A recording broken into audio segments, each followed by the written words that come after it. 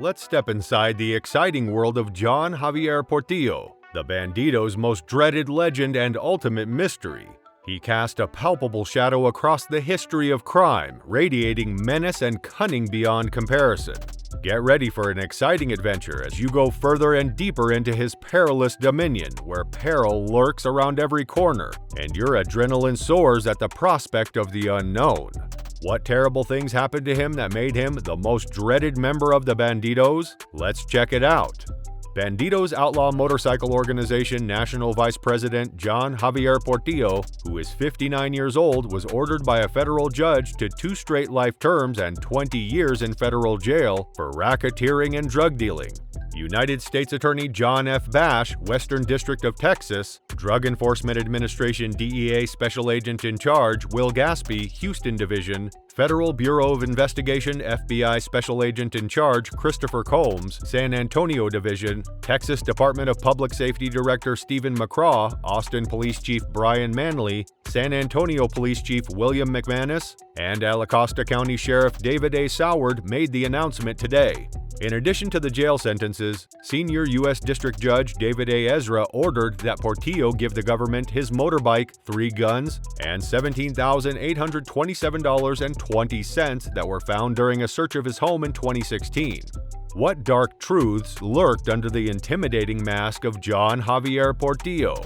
This case shows that the Department of Justice has the tools to peel away a layer of legal action to find and punish illegal behavior underneath. On May 17, 2018, after a nearly 3-month trial, a jury convicted Portillo and National Bandidos President Jeffrey Fay Pike, age 63, of Count 1 conspiracy to violate the Racketeering Influence Corruption Organization Statute, Count 3 murder in aid of racketeering, Count 4 conspiracy to commit murder in aid of racketeering, Count 5 1 count of conspiracy to commit assault with a dangerous weapon in aid. Portillo was also found guilty of Count 2 murder in aid of racketeering, Count 8 firing a gun during a violent crime, Count 10 conspiracy to possess with the intent to distribute more than 500 grams of methamphetamine and cocaine, Count 11 possession with the intent to distribute cocaine, and Count 13 being a felon in possession of a gun.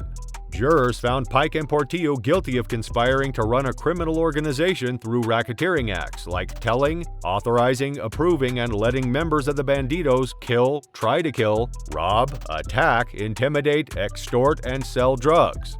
During the hearing, evidence showed that Pike and Portillo told other Bandido members to kill Anthony Benesh in 2006. Benesh was trying to start a chapter of the Hells Angels in Texas in Austin at the time. Members of the Bandidos told Benesh to stop what he was doing and stop recruiting, but Benesh did not listen. Then, on March 18, 2006, several Bandido members killed Benesh outside of an Austin restaurant to protect the business's power, image, and area. Jurors also decided that Portillo and others killed Robert Lara in Anacosta County in January 2002 as payback for the death of Javier Negrete, who was a member of the Bandidos. Negrete was killed outside a San Antonio bar in October 2001. At the time, he was a member of the same Bandidos group as Portillo. Jurors also decided that Pike, Portillo, and others plotted to kill and hurt members of the Cossack Outlaw Motorcycle Organization and people who were close to them. Testimony showed that Portillo said the Bandidos and Cossacks were at war with each other, with Pike's agreement. As part of this war, the Bandidos did a number of dangerous things around Texas, such as in Fort Worth, Gordon, Odessa, Port Arnasis, Crystal City, and other places. Testimony also showed that Portillo and other members of the Bandidos were trafficking methamphetamine and cocaine. They also had an agreement with the Texas Mexican Mafia that said Bandidos members didn't have to pay the 10% dime to the Texas Mexican Mafia in exchange for permission to traffic drugs. Bandidos National Vice President Javier Portillo's sentencing is one more step towards the end of a thorough investigation by the DEA, FBI, and our law enforcement partners into the Bandidos outlaw motorcycle gang's leadership structure and illegal activities, said Will Gaspy, Special Agent in charge of the Drug Enforcement Administration's Houston Division. This investigation shows how much law enforcement wants to make sure communities across Texas are safe and stop gang members who sell drugs and do other illegal things from setting up shop in our neighborhoods.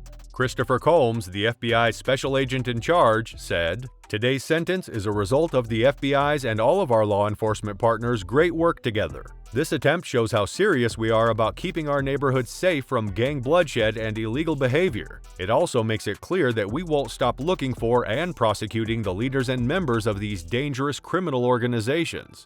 Gang violence is a threat to the safety and security of Texas communities," DPS Director Stephen McCraw said. "These are hard cases, but thanks to the hard work of law enforcement and prosecutors working together, these criminals can't hurt our communities anymore."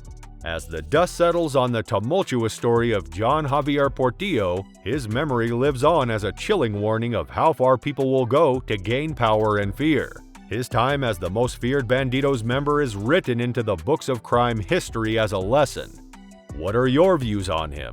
Do share your opinions in the comments below.